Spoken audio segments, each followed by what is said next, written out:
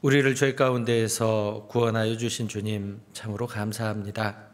지금도 살아 역사하시며 우리의 모든 것들 필요를 채우시고 모든 걸음 인도하시는 그 은혜에 더욱 감사드립니다. 주님 다시 오실 날 머지않은 때 우리를 먼저 불러 구원하심은 또 아직 구원받지 못한 많은 영혼들에게 복음 전하는 것에 그 뜻이 있는 줄 믿습니다. 하나님이 허락하신 그 모든 것들 하나님 앞에 온전히 내어드려서 복음의 귀한 밑거름 되게 도와주시고 또 우리를 통해서 또 많은 영혼들이 하나님 앞에 나와 구원받음으로 말미암아 영광될 수 있도록 하나님 우리를 귀하게 사용하여 주시옵소서. 이 마지막 시대에 또 우리 교회를 통해서 세계 곳곳 또 전국 여러 곳에 복음이 힘있게 증거됨을 믿고 또한 감사드립니다. 모든 복음이 전해지는 곳곳마다 함께하여 주시고 특별히 해외에서 또 복음을 위해 수고하시는 많은 형제 자매들과 또 전교사와 그 가정 위에 또 하나님 함께해 주시고 우리가 몸으로는 다 동참할 수 없을지라도 우리가 항상 그 마음 가운데 기도로서 동참하고 또 우리의 작은 물질들이 또 온전히 드려짐으로 말미암아 주님의 그 크신 일에 동참하는 저희 될 수 있도록 도와주시옵소서. 또 하나님께서 은혜 베풀어 주셔서 또 우리 안산교회에 또 교회당을 또 새롭게 건축할 수 있도록 은혜 베풀어 주신 것 감사드립니다. 하나님께서 그 모든 과정마다 앞서 행해 주시고 부족함 없도록 도와주셔서 하나님이 계획하신 그 모든 일들이 그 뜻대로 이루어질 수 있도록 도와주시고 우리가 그 일에 함께 동참함으로 말미암아 하나님께서 주시는 그 은혜들로 풍성히 채움을 받을 수 있도록 도와주시길 원합니다. 또 복음의 귀한 밑거름으로 또 귀하게 사용될 수 있도록 도와주시옵소서. 또 이 시간에도 또 중고등부 집회와 또 계획되어 있는 교구 집회 또 이어지는 모든 집회 가운데 하나님 함께해 주셔서 하나님의 복음으로 말미암아 우리가 함께 기뻐하고 하나님께 영광 돌릴 수 있도록 도와주시옵소서. 오늘 또 귀한 말씀으로 함께 교제 나눌 수 있도록 은혜 베풀어 주신 것 감사합니다. 이 모든 나누는 말씀 가운데 함께하여 주시고 또 하나님의 영광만이 나타날 수 있도록 도와주시옵소서. 시종을 오로지 하나님께만 부탁을 드립니다. 우리를 영원한 죄에서 구원하신 예수님의 이름으로 기도드립니다. 아멘. 성경 마가복음 2장을 찾도록 하겠습니다. 신약성경 55페이지입니다.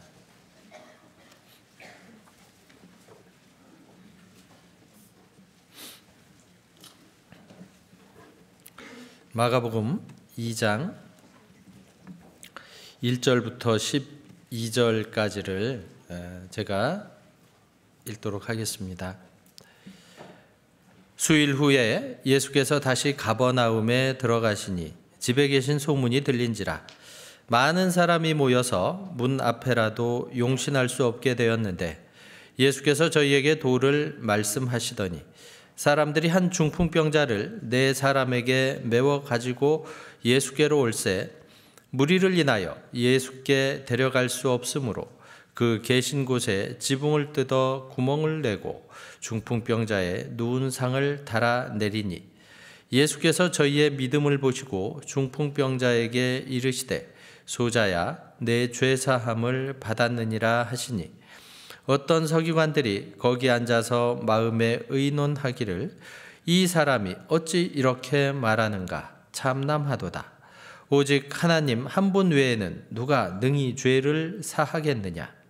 저희가 속으로 이렇게 의논하는 줄을 예수께서 곧 중심으로 아시고 이르시되 어찌하여 이것을 너희 마음에 의논하느냐. 중풍병자에게 내 죄사함을 받았느니라 하는 말과 일어나 내 상을 가지고 걸어가라 하는 말이 어느 것이 쉽겠느냐. 그러나 인자가 땅에서 죄를 사하는 권세가 있는 줄을 너희로 알게 하려 하노라 하시고 중풍병자에게 말씀하시되 내가 내게 이르노니 일어나 내 상을 가지고 집으로 가라 하시니 그가 일어나 곧 상을 가지고 모든 사람 앞에서 나아가거늘 저희가 다 놀라 영광을 하나님께 돌리며 가로되 우리가 이런 일을 도무지 보지 못하였다 하더라. 안산교회 이제 설교로 온 것은 한 12년 정도 된 것 같습니다. 전도인이 되고 나서 한 3년 반 만에 바로 왔었거든요. 그리고 이 설교 단상에 섰을 때 뭐가 보였겠습니까? 아무것도 보이지 않고 정말 떨리기만 했었던 그런 기억이 나는데요. 그래도 조금 지났다고 앞에 누가 앉았는지 보입니다. 하여튼 너무 반갑고요. 그리고 또 이 반가운 소식이 들려와서 참 하나님 앞에 감사가 됐었습니다. 먼저 저희 양주교회 소식을 잠깐 전해드리자면요. 저희 양주교회도 건축을 한 지 19년이 지났어요.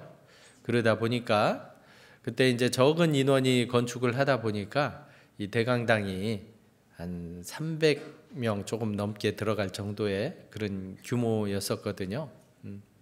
지금은 사실은 주일날 성인 숫자만 한 220~230명 정도가 또 중고등부 학생들하고 같이 듣기 때문에 꽉 차 보입니다. 꽉 차 보여서 그리고 부속실도 너무 부족해서 어떻게 할까 교제를 하다가 옆에다가 땅을 구입하고 또 한 600석 규모 정도 되는 교회당을 신축하게 됐습니다.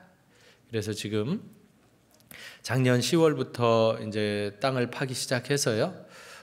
현재 그 2층까지는 다 끝났고 3층에 이제 골조가 올라가 있는 그런 상태입니다. 아마 학예 수양에 다녀오면 이사할 수 있지 않을까 그렇게 계획을 하고 공사를 진행하고 있는데요. 참 감사했었던 것이 그런 것이었던 것 같습니다. 제가 작년에 이제 양주교회로 발령을 받고 왔는데 그 전에 이제 양산 동북교회 새로 시작하는 작은 교회에 있었습니다. 월세를 내고 있다 보니까 참 세상에 가장 아까운 돈이 그거더라고요. 너무 교회가 작고 11조 이상의 월세를 내고 있다 보니까 큰일이죠. 그래서 정말 마음 있는 형제 자매들은 10에 2조를 해가면서 그 월세를 내고 그러고 있다가 이제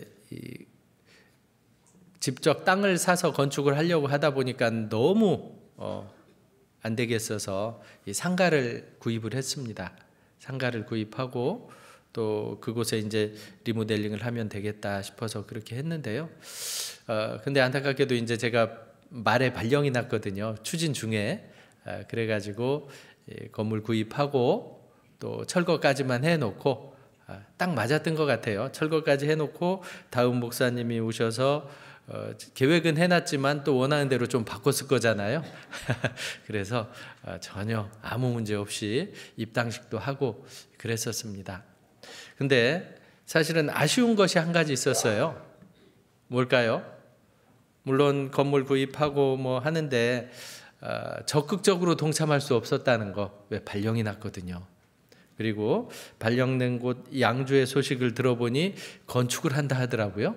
그래서 한편으로는 반갑기도 했지만 한편으로는 적극적으로 참여할 수 없어서 너무 아쉬웠지만 다행히 양주에 와 보니 이제 건축 준비를 하고 있더라고요. 그래서 양산 동부에서 다 못한 거 이곳에서 함께 할 수 있겠다 해서 너무 감사가 됐었습니다.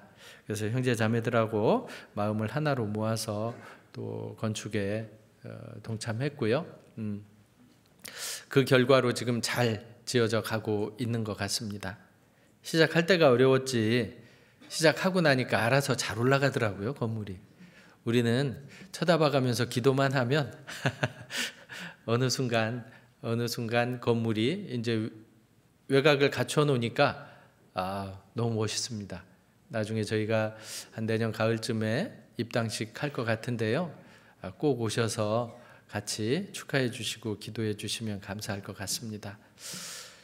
그래가면서 들린 소식이 또 우리 안산의 건축 소식이었습니다. 물론 대강당이야 워낙 크게 지어놔서 참 이것도 감사한 일입니다. 이 대강당이 크지 않으면 대강당을 지으려면 정말 힘들더라고요.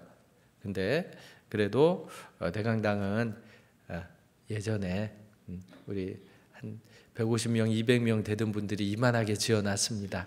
참 감사하게 그때 함께 할 수 있었던 것도 너무 감사했었습니다.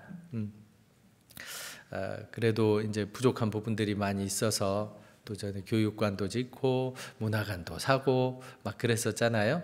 이제 문화관을 또 새롭게 신축한다는 이 소식을 들었는데요. 또 하나님께 너무 감사가 됐습니다. 그로 말미암아 하나님께서 우리 교회에게 이 계획하신 뜻들이 있잖아요. 그 뜻들이 더 힘있게 이루어질 수 있지 않을까 싶어서 너무 감사했고, 또 형제자매님들이 적극적으로 함께 동참하신다는 소식에 또한 너무 감사가 됐습니다. 비록 저는 양주에 있어서 거기에 적극 동참하니까요. 함께 할 수는 없지만 그래도 우리 안산교회가 주님 안에서 더 성장하고 확장된다는 소식이 들림에 따라 너무 감사했었습니다. 제 감사 인사는 여기까지 마치고요. 오늘 좀 같이 나눠보고 싶은 말씀이 이제 마가복음 2장을 주제로 잡았는데 너무나 유명한 말씀이기도 합니다. 이 말씀을 통해서, 이 본문을 통해서 좀 함께 나눠보고자 하는 그 주제가 있습니다. 우리가 신앙생활을 하고 전도를 하다 보면 반드시 오는 것이 있는데 바로 어떤 그 역경이라는 겁니다. 어려움들이 있지요.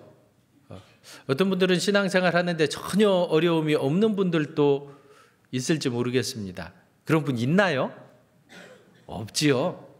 만약에 있다면 기도해 보셔야 됩니다. 내가 혹시 순풍을 타고 가고 있진 않은가? 순풍에 돛단 듯이, 그죠? 이 세상에 우리는 이 순풍만을 만나고 갈 수 있는 그런 존재들은 아니잖아요. 이 세상은 공중 권세 잡은 자, 이 마귀에게 속한 세상이기에 이 가운데 신앙을 지키고 복음을 전하며 살아간다는 것은 마치 그 물고기가 그 물을 거슬러 올라가서, 이제 연어가 그렇게 하잖아요. 그리고 나서 알을 낳듯이 사실은 우리의 신앙생활은 결코 쉽지가 않더라는 거죠. 그래서 참 감사한 것이 있었습니다. 물론 우리가 교회를 통해서 말씀을 통해서 구원을 받았지만 이 구원받고 이 교회가 없었으면 어쩔 뻔했을까, 그런 생각을 해봤습니다. 어떠세요? 우리가 구원받고 이 자리에 있는 것이 내가 똑똑하고 내가 능력이 있고 내가 잘나서 이 자리에 있다고 생각하시는 분은 아무도 없을 겁니다. 그럼 우리가 구원받은 이후에 이 자리에 있을 수 있도록 도와주신 것이 누구냐? 바로 이 교회 가운데, 이 무리 가운데, 우리 가운데 역사하신 하나님의 능력으로 말미암아 우리가 이 자리에 있는 거잖아요. 그래서 신앙생활하고 또 복음 전할 때 어떤 어려움과 역경이 왔을 때 어떻게 그 어려움들을 극복할 수 있었을까? 이 본문을 통해서 몇 가지 살펴보도록 하겠습니다. 자, 2장 1절부터 보면요. 수일 후에 예수께서 다시 가버나움에 들어가시니 집에 계신 소문이 들린지라 많은 사람이 모여 문 앞에라도 용신할 수 없게 되었는데 예수께서 저희에게 도를 말씀하시더니 사람들이 한 중풍병자를 4사람에게 메워가지고 예수께로 올세. 그러죠. 예수님께서 이 땅, 유대 땅에 오셔서 많은 그 이적을 행하셨거든요. 귀신을 쫓아내고 병자를 고치고 심지어는 죽은 자를 살리는 그런 엄청난 이적들이 있었습니다. 그로 말미암아 많은 사람들이 이 많은 사람들 중에는 아마 뭐 여러 가지 종류의 사람들이 있었겠지만 이 간절함을 가지고 온 사람들이 많았으리라고 생각합니다. 그러니까 가족 중에 누가 아프다든지 뭐 본인이 좀 아프다든지 어떤 귀신에 들린 가족들이 있다든지 뭐 하는 그런 간절함을 가지고 예수님께로 오는 거예요. 왜? 예수님께만 나아가면 그 병이 나을 수 있다는 그 소문을 듣고 그 소망을 가지고 예수님께로 나아왔던 겁니다. 그래서 수많은 사람들이 모여 있는 그곳에 3절에 보면 사람들이 한 중풍병자를 4사람에게 메워가지고 예수께로 올세라고 말씀하십니다. 한 중풍병자가 있었던 거예요. 중풍병이 어떤 병인지는 아시리라고 생각합니다.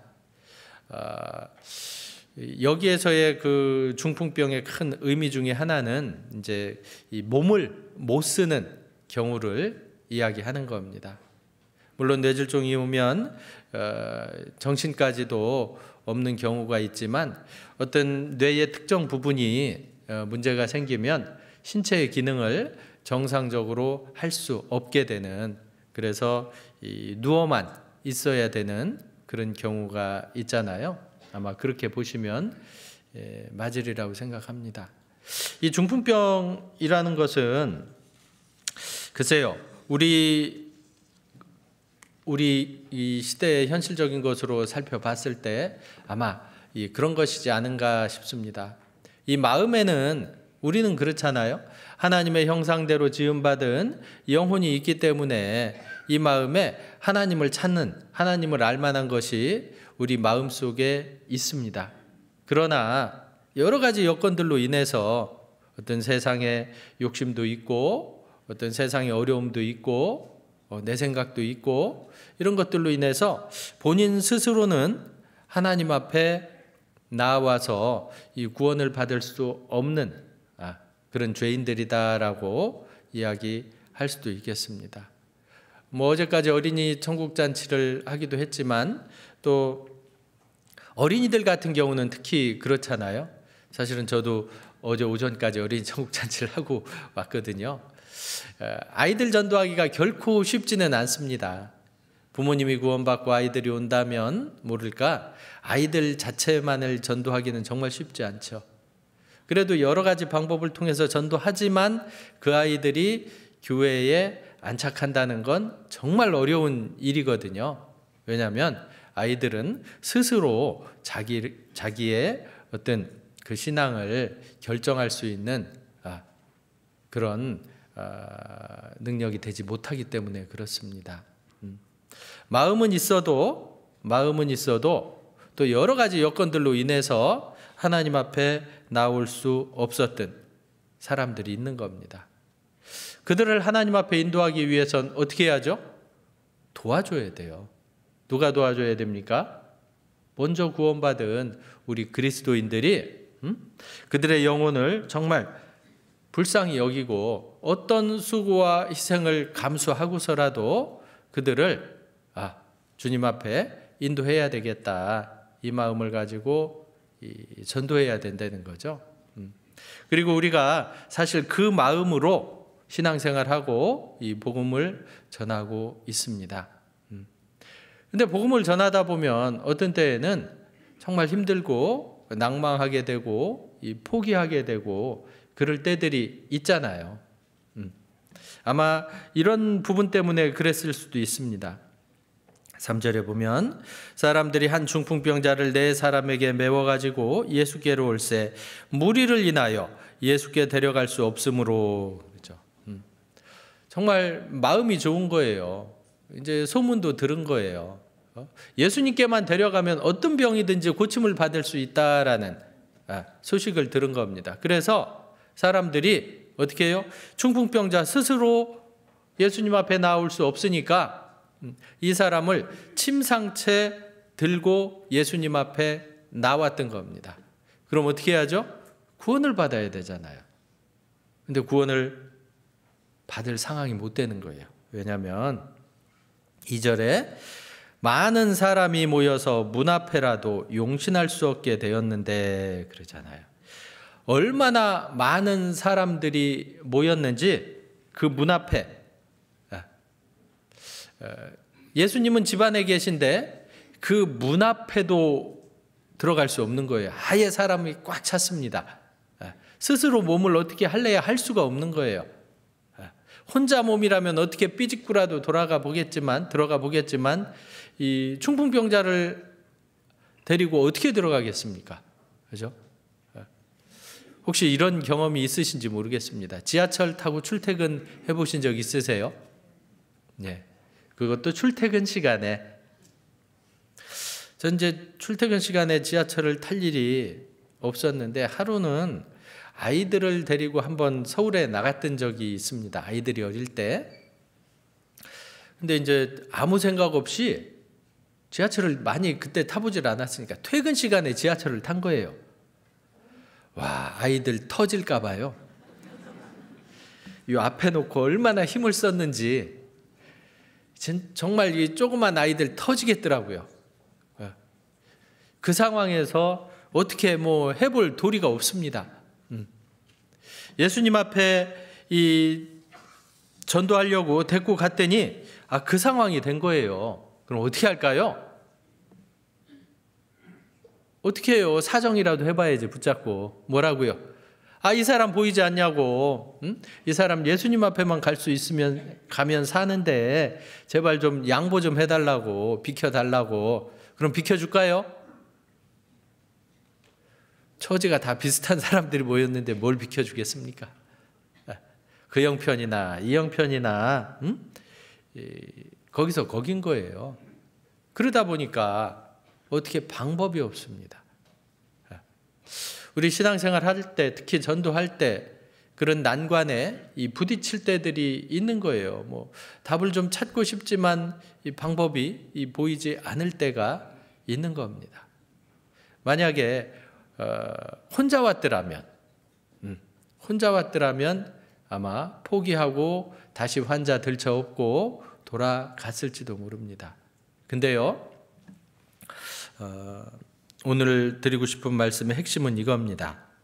3절, 사람들이 한 중풍병자를 4사람에게 메워가지고 예수께로 올세 무리를 인하여 예수께 데려갈 수 없으므로 그 계신 곳에 지붕을 뜯어 구멍을 내고 중풍병자의 누운 상을 달아내리니. 사실 중풍병자 무거울까요? 가벼울까요? 뭐 무거운 분도 있고 가벼운 분도 계실 텐데요. 아마 이 정도 됐으면 신체가 기능을 하지 못하면 못 먹어요. 그렇기 때문에 어떻게 해요? 뼈에 가죽만 올라와 있는 경우도 저희는 이제 요양병원이나 이런 데 많이 가보잖아요. 그러면 참 그런 분들도 많이 계십니다. 이 불면 날아갈 것 같아요. 그런 분들 넷이서 메고 올 필요가 없습니다. 사실은 무게로만 치면. 그죠?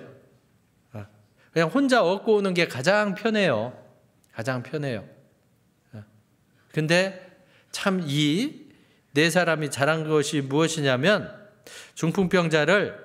한 중풍병자를 4사람에게 메워가지고 예수님께로 왔다라는 겁니다. 왜 이것이 중요하냐? 분명히 어려움은 있는 거예요. 방해는 있는 거예요. 역경은 있는 거예요. 근데 그 어려움들이 있었을 때 그 어려움들을 과연 우리는 어떻게 극복할 것인가? 신앙생활 할 때 많은 어려움들이 있잖아요. 근데 그 어려움들이 있을 때 우리는 그것을 어떻게 극복할 것인가라는 거죠. 처음에는 물론 내 생각으로, 내 지혜로, 내 경험으로 해보려고 할 겁니다. 뭐 사정도 해보고, 뭐 힘도 써보고 했을지 몰라요. 그러나 그것이 그것이 절대 가능하지가 않잖아요. 만약에 혼자였으면 되돌아갔겠지만 이 사람들은 혼자가 아니기에 이제 이 방법을 찾기 시작합니다. 성공하는 사람과 실패하는 사람은 역경이 닥쳤을 때 어떻게 하느냐에 따라 달린 것 같아요. 성공하는 사람은, 실패하는 사람은 어떤 어려움이 오면 어떻게 하는지 아십니까? 핑계거리를 찾습니다. 그거 봐, 내가 하려고 했는데 이것 때문에 그래. 누구 때문에 그래.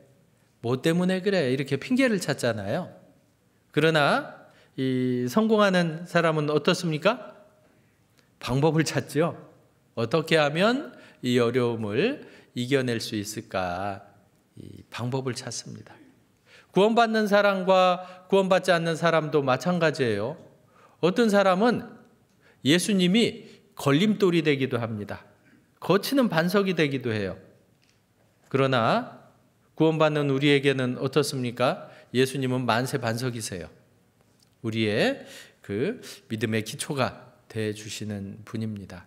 그래서요, 만약에 어떤 돌이 있다, 어려움이 있다, 그럼 어떻게 해야 되겠죠?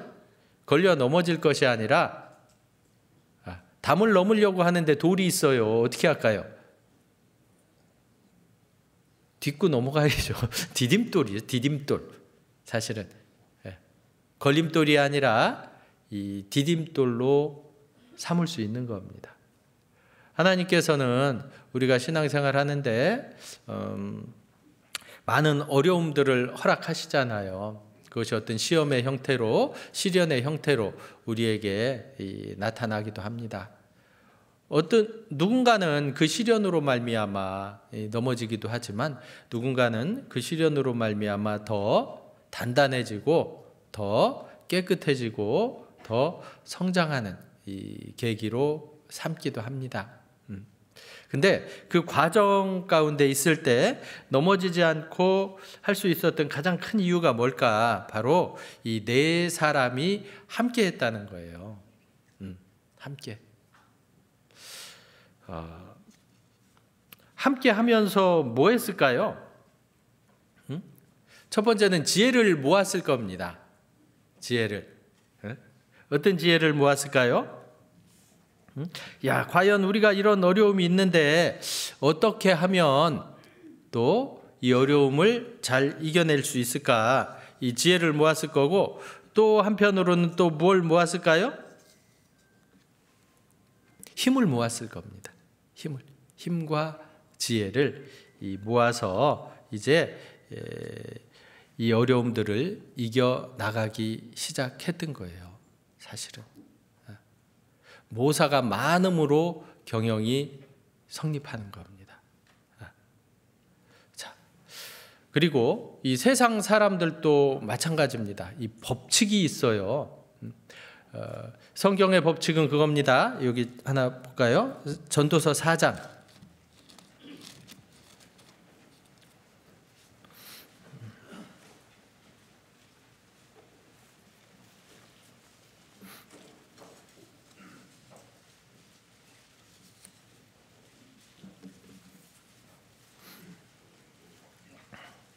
전도서 4장 12절, 전도서 4장 12절 같이 읽도록 하겠습니다. 한 사람이면 패하겠거니와 두 사람이면 능히 당하나니 삼겹줄은 쉽게 끊어지지 아니하느니라. 한 사람이면 패합니다. 그러나 두 사람이면 능히 당한다. 너희 중에 두세 사람이 내 이름으로 모인 곳에 나도 그들 중에 함께 있겠다라는 하나님의 약속이 있으십니다. 그래서 우리는 두세 사람, 두 사람이라도 모여 있을 때 하나님이 함께 하십니다. 주님의 이름으로 모였을 때. 그러기에 더 큰 어떤 그 시너지 효과를 낼 수 있는 거예요. 1 더하기 1은 뭔지 아세요? 2가 되기도 하고 1이 되기도 하고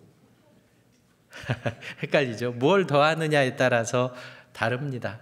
뭘 더하느냐에 따라서. 근데 세상에서도 그런 게 있어요. 이 법칙인데요. 법칙. 어떤 법칙이 있냐면 이 3의 법칙이라는 법칙이 있습니다. 들어보셨습니까?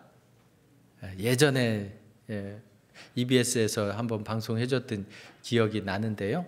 이 3의 법칙이라는 겁니다. 어떤 법칙이냐면 한 사람, 두 사람, 세 사람이 어떤 행동을 할 때 주변 사람들이 그것에 어떤 대하는 반응들이 달라지는 거예요. 달라지는 거예요. 어떻게 달라질까? 혼자 엉뚱한 짓을 하면 어떻게 됩니까? 미친 사람 소리 듣습니다. 둘이서 엄한 짓을 하고 있으면 둘이 같이 미쳤구나라고 생각을 하거든요. 근데 셋이서 똑같은 행동을 하면요, 그때부터는 사람들이 대하는 것이 달라집니다. 왜요? 사람이 인식이 달라지는 거예요. 한 사람은 개인으로 인식합니다. 두 사람 또한 개인으로 인식해요. 그러나 세 사람부터는 개인이 아니라 어떤 집단으로 인식을 합니다. 아무리 똑똑한 개인이라고 할지라도 이 집단을 거스를 수가 없어요. 집단을. 그래서 우리 구원받은 그리스도인들의 가장 큰 특징 중에 하나가 뭐냐면 이 교회 안에서 하나가 된다는 겁니다. 연합이 된다는 거예요. 왜? 연합하려면 조건들이 필요하거든요. 어떤 조건입니까? 먼저는 예수 그리스도라는 우리 구원이라는 가장 기본적인 틀 안에 거기에 이제 바로 이 전도라는 목적이 하나가 딱 생기는 거예요. 그렇기 때문에 어떤 다른 어려움들이 오더라도 딱 저런 거 있잖아요. 뭐 집안 식구들끼리 아이들끼리 싸우다가도 동생이 어디 가서 맞고 오면 어때요?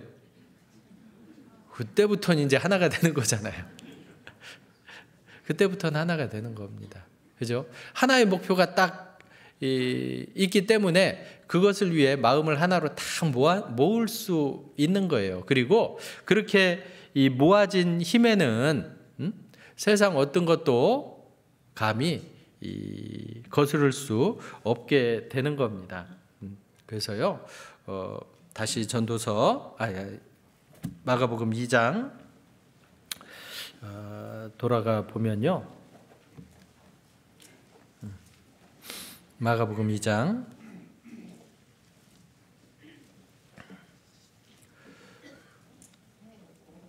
4절, 무리를 인하여 예수께 데려갈 수 없으므로 그 계신 곳에 지붕을 뜯어 구멍을 내고 중풍병자의 누운 상을 달아내리니 그랬죠.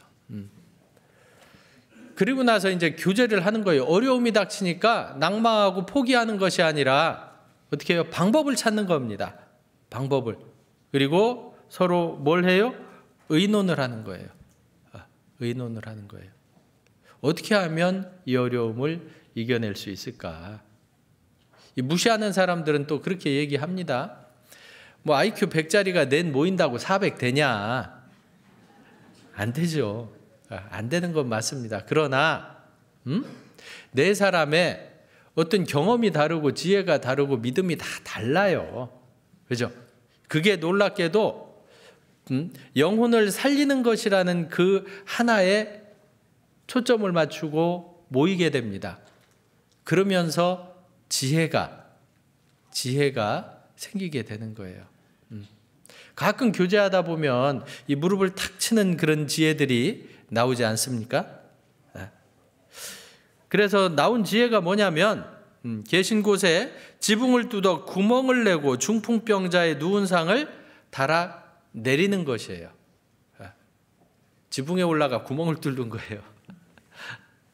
뭐 이런 말도 안 되는 소리를 하냐 할지 모르지만 방법이 그거밖에 없는 거예요. 어찌됐건 예수님 앞에 데리고 가야 되잖아요. 근데 문도 막히고 모든 길이 다 막혔어요. 사방이 막혔어요. 하늘만 뚫렸네요. 그래서 이들은 하늘을 뚫기 시작했던 겁니다. 이 콜럼버스의 달걀이란 얘기 들어보셨죠? 못 들어보셨습니까? 달걀 세우실 수 있습니까? 달걀을 이렇게 세우실 수 있어요? 정말 균형 감각이 뛰어난 이상한 분들은 가끔 세워요. 근데 저희같이 범인들은 못 세웁니다. 달걀을 세워봐야 넘어져요. 세워봐야 넘어져요. 자, 그럼 어떻게 하면 달걀을 세울 수 있을까요? 아주 간단합니다. 조금 세게 놓으면 돼요. 조금만 세게 놓으면 됩니다. 아니, 깨지 말란 말은 안 했잖아요. 세우라고 그랬지. 이게 이 발상의 전환이 되는 거죠. 발상의 전환입니다. 하나님이 주신 이 지혜였던 것 같아요. 하나님이 주신 지혜입니다.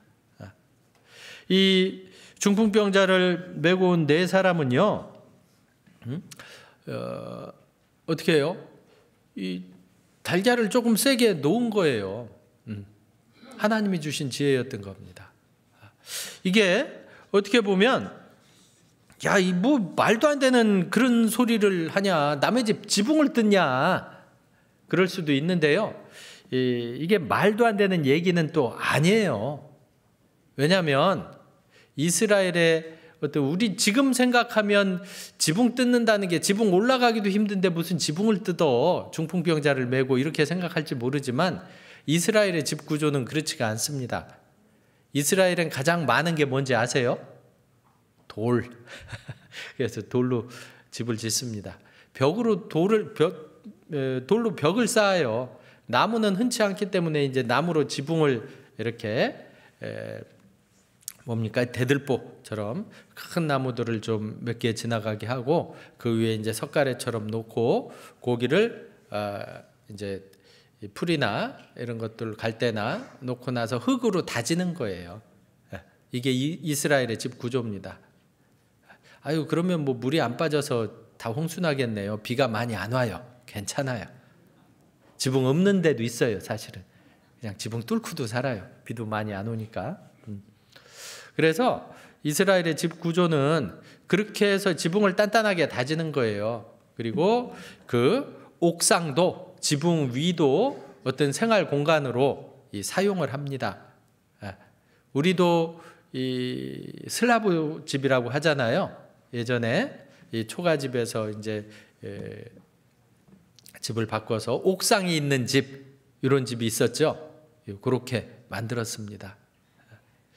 그런 일례로 몇 가지 말씀들도 있는데, 신명기 22장에 보면 가나안 땅에 가서 새 집을 지으면 반드시 뭘 만들라고 했냐면 옥상에 지붕에 난간을 만들어라라고 말씀하십니다.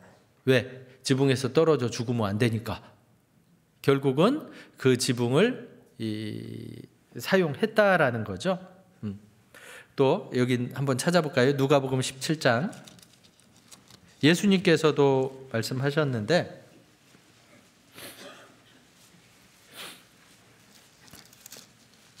누가복음 17장 31절입니다.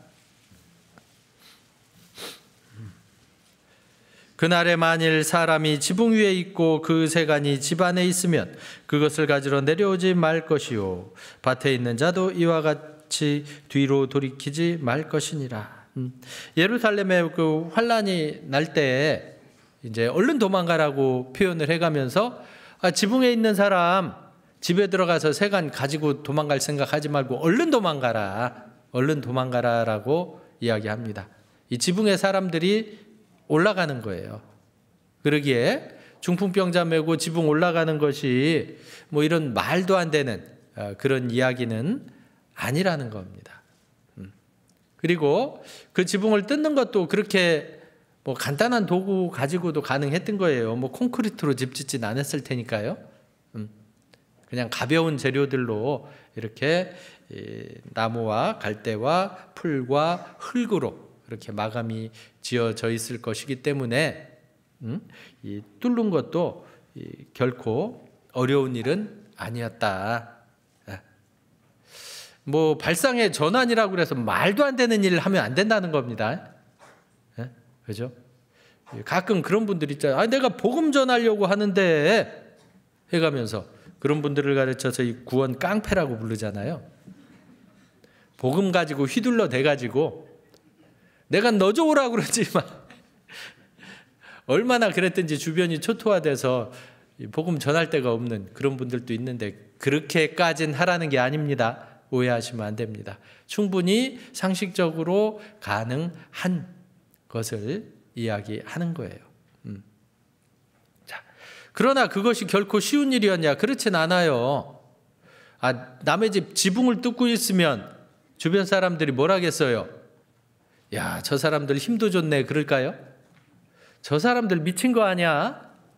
제정신이야? 왜 남의 집 지붕을 뚫고 난리야? 뭐 그럴 거 아니에요. 이 비난의 대상이 될 수도 있었다는 거죠.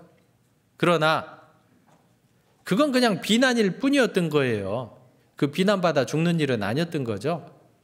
그 비난보다 더 갈급한 것이 있을 땐 비난 정도는 감수할 수 있었던 겁니다.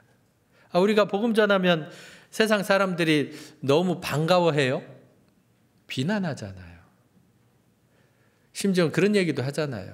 야, 전하려면 교회 안 다니는 사람한테 얘기해. 잘 다니고 있는 사람한테 왜 그러냐고 하기도 하고요. 아무거나 믿으면 골라잡아 믿으면 천국 가는 거 아니냐고 하기도 하고요. 꼭 너네 하나님이어야 되냐고, 너네 교회만 복음 있냐고 막 비난을 하기도 합니다. 비난하면 아이고 이제 안 그럴게요 그러고 물러서야 될까요? 그렇지 않죠. 예레미야 20장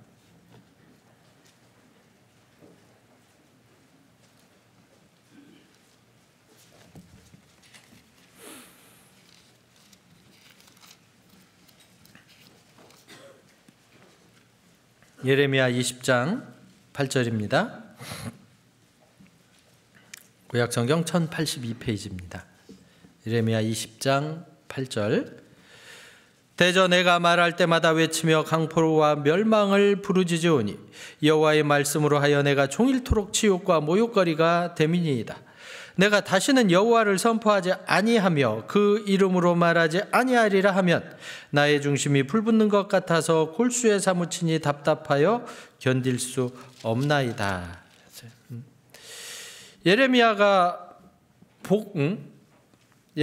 하나님의 말씀을 선포하니까 심지어 가족들, 친구들조차도 예레미야를 핍박했던 겁니다. 우리가 복음 전하다 보면 그렇잖아요. 가족들조차도 막 심한 말도 하고 아마 부부지간에 이혼하자고도 할 거요. 막 별소리를 다 하는 거예요. 그러면 속으로 무슨 생각이 듭니까? 내가 나 좋으라고 그러냐 너 좋으라고 그러지 내가 다시는 얘기하나 봐라. 뭐 그런 마음이 들 수도 있잖아요. 그리고 안 해요? 그 중심이 불붙는 걸 어떻게 해요? 안 할 수가 없는 거예요. 그 비난은 잠깐이고 구원은 영원하잖아요. 그죠? 그러니 안 할 수가 없는 겁니다. 어떤 사람은 실제로 안 하기도 하는데 그러시면 안 됩니다. 어떤 사람이 그럼에도 불구하고 계속 하냐면 7절 여호와여 주께서 나를 권유하심으로 내가 그 권유를 받았사오며 주께서 나보다 강하사 이기셨으므로 내가 조롱거리가 되니 사람마다 종일토록 나를 조롱하나이다. 주께서 나보다 강하사 이기셨어요. 누구를? 나를 이기셨어요. 주님이. 내가 주님보다 강하면 안 됩니다. 주님이 나보다 강하셔서 내 육신을 이겨야 돼요. 사도 바울은 그 강한 육신을 쳐서 복종시켰습니다. 날마다 죽였잖아요. 그러니까 그 온 생을 통해서 이 복음을 위해 살 수 있었던 것 같습니다. 그래서요, 비록 비난을 받을지라도 그것이 큰 문제가 되지 않는 겁니다. 그리고 이 중풍병자 언제 어떻게 될지 모르잖아요. 내일이 보장되지 않는 겁니다. 그렇기에 어때요? 이 갈급함이 있는 거예요. 사슴이 시냇물을 찾기에 갈급한 같이. 사슴은 물을 먹지 않으면 다른 짐승들보다 빨리 죽는답니다. 그러니 사슴은 어째요? 어떻게 해서든지 물 찾아야 되는 거예요. 안 그러면 죽습니다. 죽습니다. 이 생명에 관련된 일에는 아무리 급해도 어떻습니까? 이번 연휴 때 아마 그 시골에 다녀오신 분들도 많이 있으셨으리라고 생각합니다. 이번에 길도 많이 막혔죠. 눈 와서. 여기저기 사고도 많이 났답니다. 근데요, 내가 아무리 바쁘고 아무리 급해도 뒤에서 앰뷸런스 오면 어떻게 합니까? 기적이 일어나잖아요. 도로가 쫙 갈라집니다. 도로 위에서 기적이 일어납니다. 안 급해서가 아니에요. 그죠? 나도 힘들고 나도 바쁘고 나도 급한데 이 생명에 관련된 일이 있을 때에는 그 모든 것을 뒤로 할 수밖에 없는 겁니다. 이 병원에서도요, 시간을 다투는 어떤 그런 이 치료가 있잖아요. 뭐 골든타임이라고 하죠. 그런 환자들이 오면요, 여기 어떤 그 시스템이 돼 있어요. 모든 걸 놓고 거기에 집중합니다. 물론 이 환자도 중요한데 여긴 시간을 다퉈요. 안 그러면 죽어요. 그러니까 생명을 살리기 위해서 그 모든 그 인력들이 그곳에 집중을 하게 돼 있는데요. 마찬가지입니다. 우리도 물론 어떤 비난을 받을 일이기도 하고 이 지붕을 뜯었으니 얼마나 또 이 손해를 보겠어요. 안 그래요? 남의 지붕 뜯고 그냥 입 씻으실래요? 그러면 안 되잖아요. 남의 지붕 뜯었으면 다시 원상복구는 해줘야죠. 최소한 어떤 희생도 충분히 감수할 수 있는 겁니다. 왜? 그렇게 해서 한 영혼 살 수 있다면 이 영혼이 어떤 영혼입니까? 우리가 영혼을 얼마나 귀하게 보느냐에 따라서 또 얼만큼까지 감수할 수 있느냐가 달려 있으리라고 생각해요. 근데 참 놀라운 게 그거였다는 겁니다. 뭐였죠? 지붕을 뜯고 있는데 아마 사람들이 비난을 했을 거예요. 저 사람들 제정신 아니라고, 미쳤다고, 누가 가서 좀 말리라고 했을까요? 안 했을까요? 했겠죠. 집주인은 아마 아주 그냥 발을 동동 굴렀을지도 몰라요. 내 집 부신다고.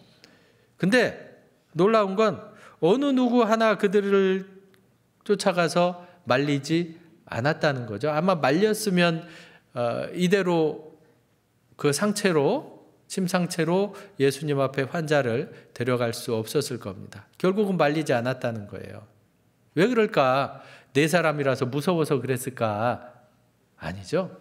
만약에 한 사람이었으면 그 사람은 집주인한테 아마 끌려 내려왔을 겁니다. 두 사람이어도 집주인이 누구 하나 데리고 가서 끌고 내려왔을 거예요. 근데 아까 법칙이라고 그랬죠? 세 사람 이상이 되면서부터는 감히 개인이 어떻게 할 수가 없어요. 어떻게 할 수가. 그래서 이들이 정말 비난받을 일이기도 했고 남에게 손해를 끼치는 일이기도 했지만 그것을 어느 누구 하나 나서서 제재하지 못했다는 겁니다. 우리가 복음 전할 때가 그런 모습이지 않나 싶어요. 우리가 정말 어딘가에서 혼자 복음 전하기 어렵지 않습니까? 그죠? 학생들에게도 이야기합니다. 신앙생활 잘하고 싶냐? 잘하고 싶대요. 근데 잘 안 된대요. 그럼 어떻게 하면 되는지 아세요? 친구 전도해야 돼요. 어떻게 해서든지 친구 하나만 전도하면 됩니다. 그래서 친구 하나가 정말 구원을 받으면 일단 그 친구한테 잘 보여야 되니까 신앙생활 잘하려고 노력할 테고요. 힘이 생기잖아요. 힘이 생깁니다. 저는 혼자였잖아요. 가족 중에 나 혼자 구원받아서 너무 신앙생활하기 힘듭니까? 힘들죠. 방법이 뭐겠어요? 어떻게 해서든지 한 사람 전도하세요. 한 사람. 그리고 그 한 사람과 협력하면 됩니다. 협력하면. 그 한 사람과 마음을 모으면 그 가운데 누가 함께 하셔요? 하나님이 함께 하셔요. 사람으로는 할 수 없지만 하나님께는 할 수 없는, 능치 못할 일이 없습니다. 하나님께로서는 다 할 수 있는 거예요. 그러니 우리가 할 일은 하나님이 역사하실 어떤 이 무대를 만들어 드리면 됩니다. 그것이 물론 나밖에 없으면 하나님이 나 하나에게도 역사를 하시리라고 생각합니다. 그러나 하나님은 여기 에베소서 3장 에베소서 3장 보겠습니다.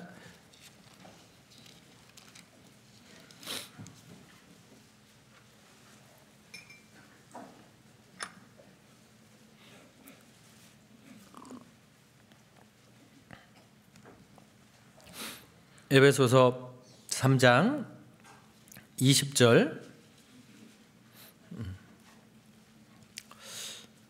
우리 가운데 역사하시는 능력대로 우리의 온갖 구하는 것이나 생각하는 것에 더 넘치도록 능하게 하실 이에게 그러죠. 하나님의 능력은 어디 가운데 크게 임하시느냐라는 거죠. 우리라는 거예요. 우리 가운데 역사하시는 하나님의 능력이 있는 겁니다. 그 우리는 무엇부터 시작되냐면 주님의 이름으로 모이는 두 사람부터 시작하는 거예요. 그것이 가정이 될 수도 있고 어떤 직장이 될 수도 있고 학교가 될 수도 있고 뭐 어떤 모임이나 교회가 될 수도 있겠지만 정말 하나의 목표를 가지고 이 마음을 딱 하나로 모으는 겁니다. 이 마음 모으는 게 결코 쉽지는 않아요. 하나가 된다는 게 결코 쉽지는 않습니다. 하나가 되기 위해서는 맞춰야 되잖아요. 맞추려고 하다 보면은 버려지는 것도 있는 거예요. 내 생각, 내 계획, 내 뜻들이 버려져서 뭐에 맞춰져야 돼요? 이 복음이라는 것에 맞춰져야 되는 거예요. 그랬을 때 힘이 나는 겁니다. 그리고 그게 사실은 온전한 신앙생활이다라고 말씀하세요. 빌립보서 1장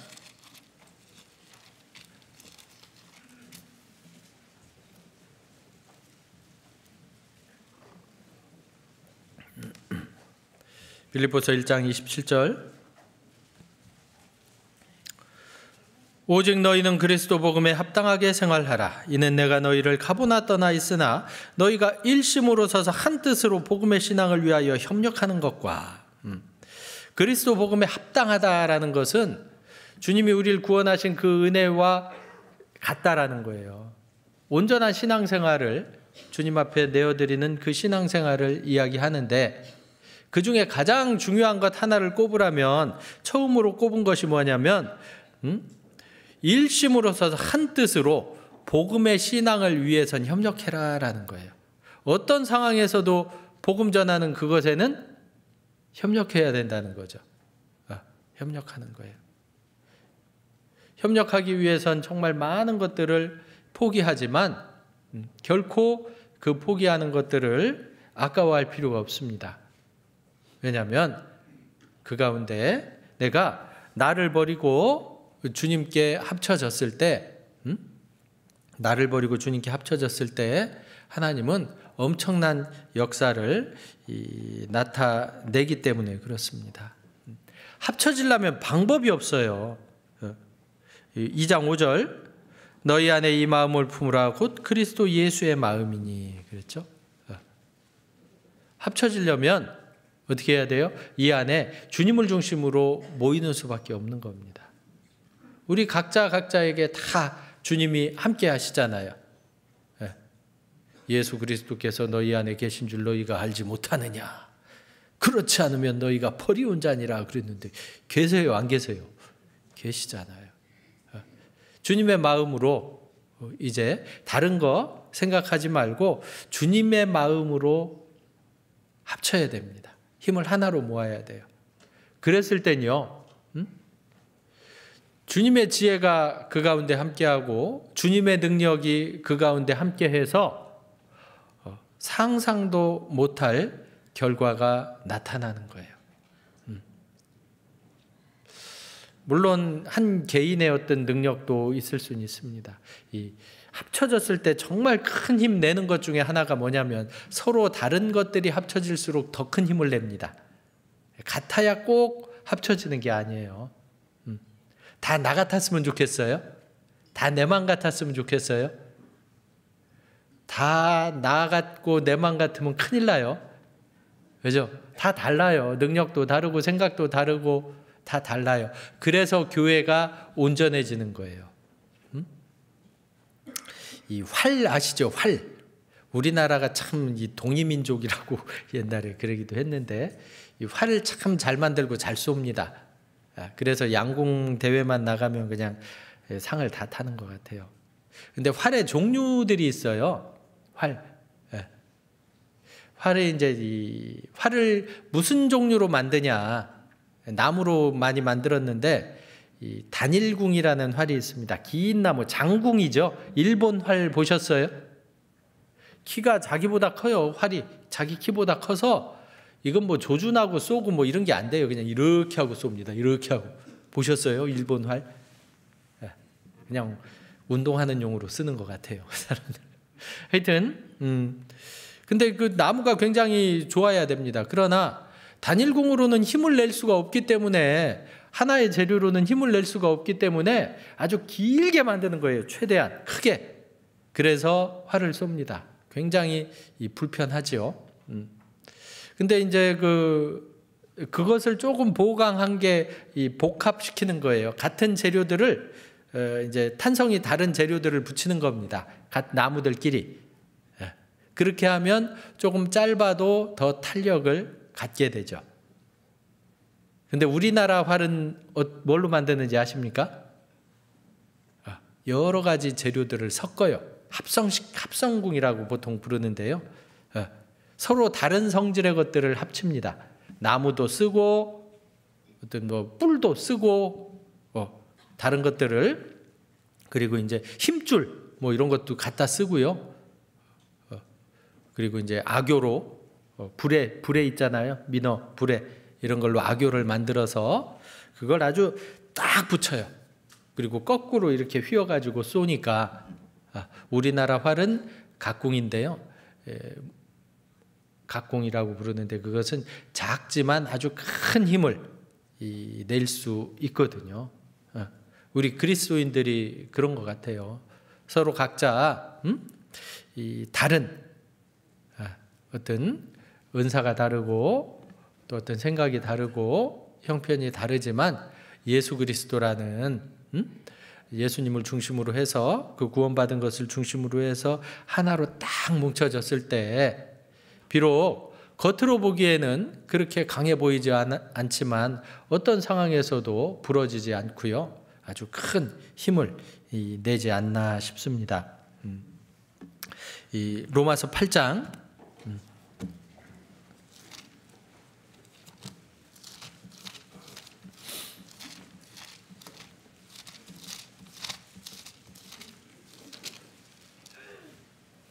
로마서 8장 28절입니다.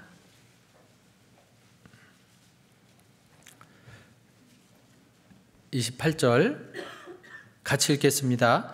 우리가 알거니와 하나님을 사랑하는 자 곧 그 뜻대로 부르심을 입은 자들에게는 모든 것이 합력하여 선을 이루느니라. 이 구원받은 그리스도인들이잖아요. 하나님을 사랑하는 자 곧 그 뜻대로 부르심을 입은 자들은 모든 것이다라고 말씀하십니다. 모든 것. 마치 이 몸의 비유를 하면 이 머리의 뜻대로 몸은 일사불란하게 합력을 합니다. 제 몸이 이 자리에 있잖아요. 두 다리가 받쳐서 서 있지 않으면 어떻게 이러고 있겠어요? 눈은 보고 입은 말하고 손은 찾고 허리는 또 딱 받쳐주고 모든 것이 합력하는 거예요. 우리 교회가 그 모습입니다. 머리 대신 주님 앞에 주님을 중심으로 해서 주님의 뜻이 잘 신경망을 통해서 전달이 되잖아요. 그러면 또 주님이 뜻하시는 것이 있잖아요. 그 뜻에 어떻게 해요? 다 합력하는 거예요. 근데 모양이나 어떤 방법은 다릅니다. 다리는 서 있는 역할을 하고 팔은 어떤 찾고 지시하는 역할을 하고 입은 말하는 역할, 눈은 보는 역할을 하듯이 각자의 위치에서 할 수 있는 최선을 다한다면 그로 인해서 모든 것이 합력하여 하나님의 가장 선한 뜻이 이루어진다라는 거죠. 하나님의 계획과 목표가 나를 통해서 우리 무리, 우리 교회를 통해서 이루어진다라는 겁니다. 그리고 또 한 가지 위로가 된다면 다시 마가복음 2장 보면요.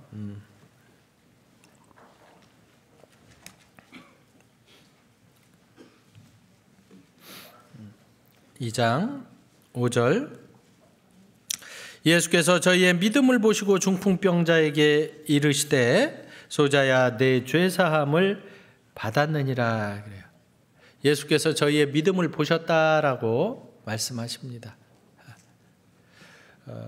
예수님이 역사하시는 곳에는 뭐가 있어요? 믿음이 있는 거예요. 믿음이. 어떤 믿음이 있습니까? 예수님 앞에만 나아가기만 하면 병을 고침받을 수 있다라는 그 믿음을 가지고 있었던 겁니다. 그리고 하나님은 그 믿음 위에 역사하십니다. 하나님은 전지전능하시기에 무슨 일이든지 하실 수 있어요. 그러나 하나님이 역사하시는 것, 마치 이 철기류에 기차가 달리듯이 우리가 믿음이라는 철기를 깔아놨을 때 하나님께서는 그 위에서만 그만큼만 역사하시는 겁니다. 엘리사 시대에 기름그릇을 준비하라라고 말씀하셨잖아요.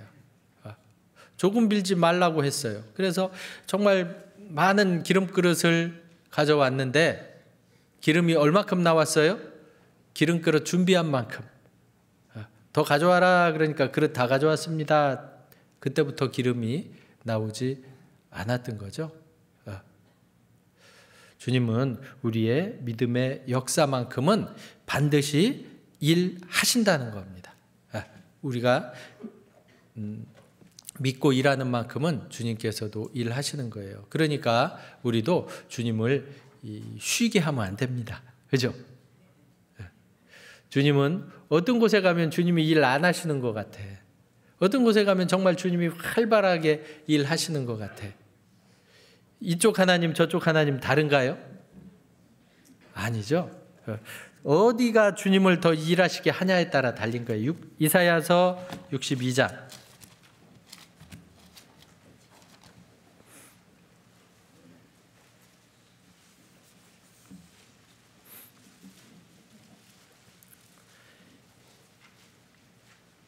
62장 6절입니다. 예루살렘이여 내가 너희 성벽 위에 파수꾼을 세우고 그들로 종일종야에 잠잠치 않게 하였느니라. 너희 여호와를 기억하라. 여호와로 기억하시게 하는 자들아 너희는 쉬지 말며 또 여호와께서 예루살렘을 세워 세상에 찬송을 받으시기까지 너희로 그를 쉬지 못하시게 하라. 정말 하나님은요, 우리가 일하시는 만큼 거기에 더해서 일해 주십니다. 어떤 분들 믿음이 좋다고 하는 분들이 있어요. 아유, 주님이 주셔야 하죠. 마음도 주님이 주셔야 하고, 또 여건도 주님이 주셔야 하고, 뭣도 주님이 주셔야 하고, 믿음 좋은 것 같지만 안 하겠다는 얘기죠. 마음이 그냥 하늘에서 떨어져요. 감이 떨어져야 먹지요. 믿음이 좋은 게 아닙니다. 게으른 거지. 게으른 거예요. 그래서 우리는 어떻게 해야 돼요? 정말 부지런히 주님을 일하실 수 있게, 주님을 일하실 수 있게 우리의 믿음의 어떤 그 행위들을 보여드려야 됩니다. 주님은 우리가 어떤 생각을 하고 있는지 어떤 마음을 품고 있는지 다 아시잖아요. 시편 139편에도 멀리서도 나의 생각을 통촉하시오며 그 서기관들이 수군거릴 때 다 알았잖아요. 말 안 해도 다 압니다. 또 주님은 그들의 어떤 믿음으로 그 자리까지 왔는지 다 아시잖아요. 아셔요. 세상 사람들이 몰라줘도 상관없습니다. 누가 아세요? 주님이 다 아세요. 아시니까 걱정 안 하셔도 돼요. 야, 이러다가 뭐 나만 이렇게 힘들고 나만 손해보고 이러는 거 아니야? 그럴 수도 있어요. 세상 사람들 보기엔. 그러나 주님이 아시잖아요. 주님이 아시잖아요. 그리고 주님이 어떻게 해요? 그 수고를 다 하세요. 데살로니가 전서 1장 보겠습니다.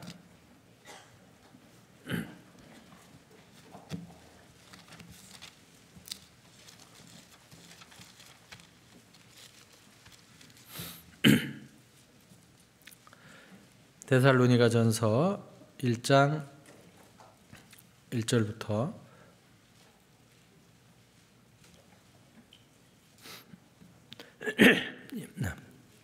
2절 보면요. 우리가 너희 무리를 인하여 항상 하나님께 감사하고 기도할 때 너희를 말함은 너희의 믿음의 역사와 사랑의 수고와 우리 주 예수 그리스도에 대한 소망의 인내를 우리 하나님 아버지 앞에서 쉬지 않고 기억함이니 하나님의 사랑하심을 받은 형제들아 너희의 택하심을 아노라 그래요. 정말 믿음의 역사와 사랑의 수고와 소망의 인내 우리 하나님 아버지 앞에서 쉬지 않고 항상 기억한다라고 말씀하십니다. 주님도 다 기억하고 계신 거예요. 우리는 잃어버려요. 우리는 내가 한 일도 잃어버리고 남이 한 일도 잃어버립니다. 그러나 주님은 다 기억하고 계신 거예요. 그리고 나중에 어떻게 해요? 각 사람에게 그 일한 대로 반드시 갚아주십니다. 우리 수고가 결코 헛되지 않습니다. 이 땅에서는 좀 헛될지 몰라요. 그러나 자, 여기 고린도 전서 15장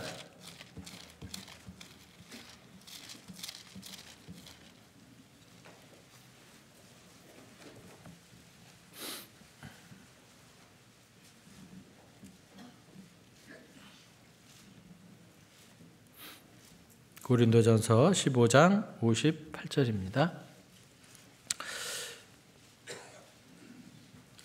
그러므로 내 사랑하는 자들아 견고하며 흔들리지 말며 항상 주의 일에 더욱 힘쓰는 자들이 되라.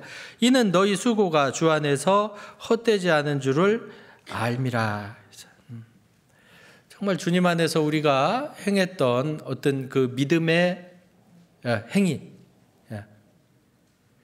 이것들은요 결코 헛되지 않습니다. 정말 믿음으로 행했던 일들이 있잖아요. 어떤 일들을 믿음으로 행해 보셨습니까? 정말 지금 당장은 눈에 보이지 않는 것들, 주님께서 반드시 이루어 주시리라고 했었던 것들 주님 의지하고 주님께 맡겼잖아요. 너의 행사를 여호와께 맡기라라고 말씀하십니다. 그죠? 그랬을 때 하나님께서 그들의 그 믿음대로 그들의 믿음대로 행하셨어요. 믿음대로. 실제로 예수님 앞에 나왔던 많은 사람들도 결국은 그 믿음대로 됐습니다. 믿음대로. 믿음대로. 그리고 그 믿음으로 말미암아 자, 여기 좀만 더 보겠습니다. 마가복음 2장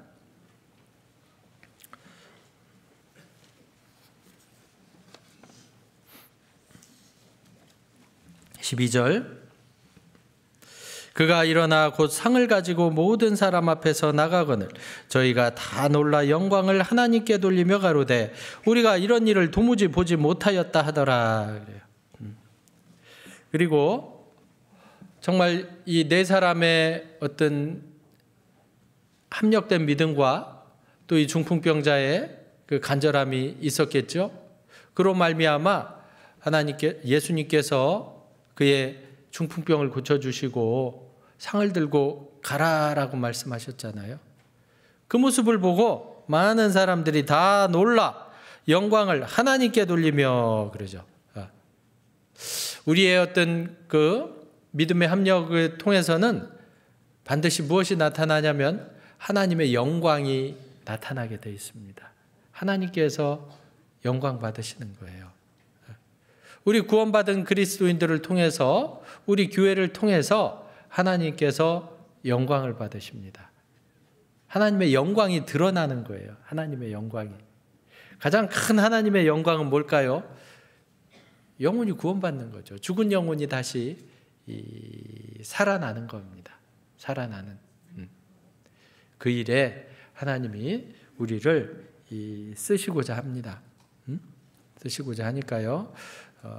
정말 내 생각도 있고 내 계획도 있고 어떤 내 상황도 있겠지만 정말 주님이 주신 목표들이 있습니다. 가장 중요한 영혼 전도하는 그 목표를 위해서라면 어떤 일도 일단은 뒤로 미루고 마음을 딱 하나로 모아서 또 복음에 함께 협력한다면요, 하나님은 가히 내가 상상도 하지 못할 그런 어떤 역사로 함께 해 주시리라고 생각합니다.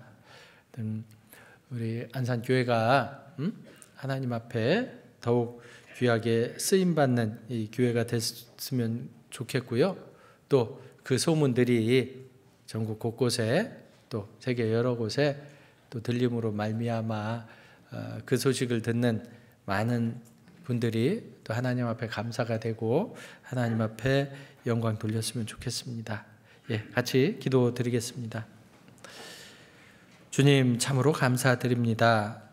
연약하고 부족하여 죄밖에 지은 것 없는 저희들을 먼저 사랑해 주셔서 구원하시고 이제 그 주님의 몸된 교회 가운데에서 또 주님 뜻대로 살아갈 수 있도록 도와주신 것 감사합니다. 또 우리에게 맡겨주신 아직 구원받지 못한 많은 영혼들이 있사오니 그들에게 복음 전하는 그 일에 우리가 더욱 마음을 하나로 모아 또 협력하기를 간절히 바라고 원합니다. 하나님께서 두세 사람이 내 이름으로 모인 그곳에 함께하겠다 약속하셨사오니 하나님의 그 능력으로 또 많은 영혼들을 하나님 앞에 인도하다가 또 주님 앞에 서는 저희 될 수 있도록 도와주시옵소서.